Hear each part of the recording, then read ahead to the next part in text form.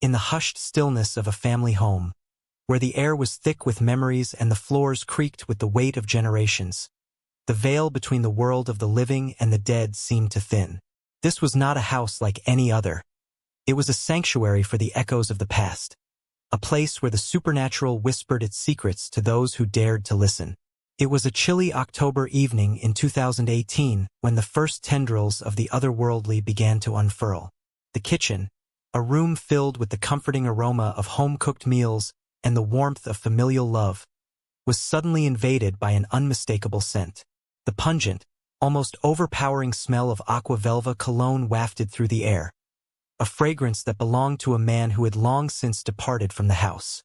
The man, now residing in a nursing home, had left his mark in the form of this strong, masculine scent.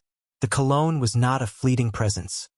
It lingered, filling the room with its potent aroma.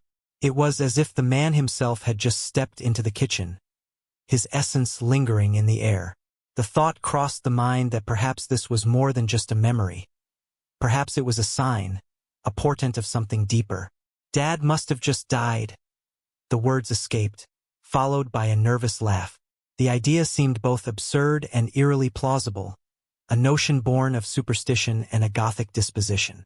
The laughter faded as the scent persisted, and a sense of unease settled in. The phone rang, its shrill sound shattering the silence. It was the nursing home, their voice urgent and tinged with concern. "Come right away." The words hung in the air, heavy with implication. The scent of the cologne seemed to intensify, a silent confirmation of the unspoken truth.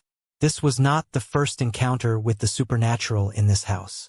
The memories of childhood were filled with similar experiences, each one more unsettling than the last. The first ghostly encounter occurred when the child was barely 5 years old. It was not a subtle manifestation, no flickering lights or distant footsteps. It was a full-bodied apparition, a figure that seemed as real as any living person. The parents dismissed it as a child's overactive imagination, a figment born of fear and darkness. The child grew up believing in the possibility of being crazy, a notion reinforced by the societal stigma attached to such beliefs. It was not until adulthood, when the truth was revealed, that the child understood the depth of the family's shared experiences. The mother, in a moment of candid revelation, admitted to seeing the same apparition. It was a secret she had kept hidden, a truth she had shared only with her own mother. The father, a man of few words, never spoke of what he saw, but his fear of the house was palpable. The spirits seemed to have a hold on the family, their presence a constant reminder of the past. For over 30 years, the child lived elsewhere, believing that the spirits had finally found peace. But the house had other plans. Recent years had seen visitors choosing to sleep on the porch rather than stay inside, their experiences within the walls too disturbing to ignore. The house seemed to have a life of its own, a silent guardian of the family's secrets.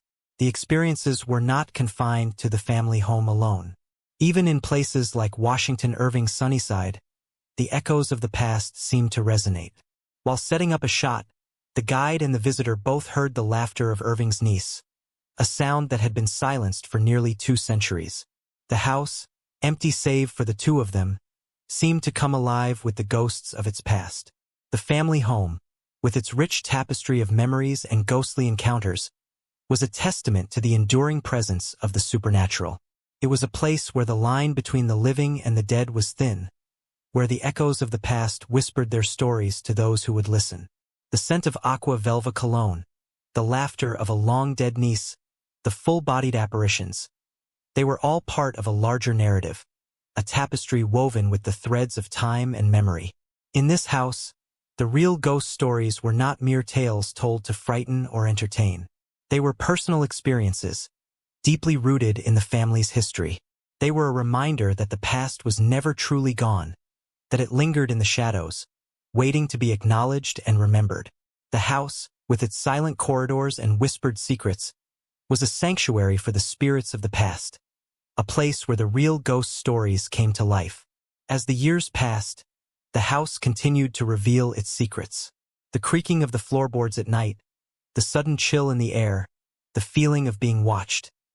These were all signs that the spirits were still present, still waiting to be heard. The family members who dared to listen found themselves drawn into a world where the boundaries of reality blurred, where the past and the present collided in a dance of the supernatural. One particular night, the house seemed to come alive with an intensity that was both terrifying and awe-inspiring. The air was thick with the scent of aqua velva cologne, and the sound of distant laughter echoed through the halls. The apparition, the one that had haunted the child's dreams for so long, appeared once again, its form more solid than ever before. It was as if the spirits were gathering, their presence a silent plea for acknowledgement. The family, drawn together by the shared experiences, began to understand the true nature of the house. It was not a place of fear, but a place of remembrance, a sanctuary for the spirits who had once called it home. The ghosts were not malevolent. They were simply waiting to be heard, their stories waiting to be told. As the family embraced the supernatural, they found a sense of peace. The house, with its ghostly inhabitants, became a place of comfort, a reminder of the enduring bond between the living and the dead. The real ghost stories, the personal experiences, were not tales of terror, but tales of love, loss, and the enduring spirit of family. In the quietude of the family home, the echoes of the past continued to whisper their secrets, their stories a testament to the enduring presence of the supernatural. The house, with its rich tapestry of memories and ghostly encounters, remained a sanctuary for the spirits of the past, a place where the real ghost stories came to life. And so, the family home stood, a silent witness to the generations that had passed through its halls, a testament to the enduring bond between the living and the dead. The real ghost stories, the personal experiences, were not tales of terror, but tales of love, loss, and the enduring spirit of family. The house, with its ghostly inhabitants, remained a place of comfort, a reminder of the enduring bond between the living and the dead. As the years passed, the house continued to reveal its secrets, its ghostly inhabitants waiting to be heard, their stories waiting to be told. The family, drawn together by the shared experiences, found a sense of peace in the knowledge that the spirits were not malevolent, but simply waiting to be acknowledged. The real ghost stories, the personal experiences, were not tales of terror, but tales of love, loss, and the enduring spirit of family. In the quietude of the family home, the echoes of the past continued to whisper their secrets, their stories a testament to the enduring presence of the supernatural. The house, with its rich tapestry of memories and ghostly encounters, remained a sanctuary for the spirits of the past, a place where the real ghost stories came to life. And so, the family home stood, a silent witness to the generations that had passed through its halls, a testament to the enduring bond between the living and the dead.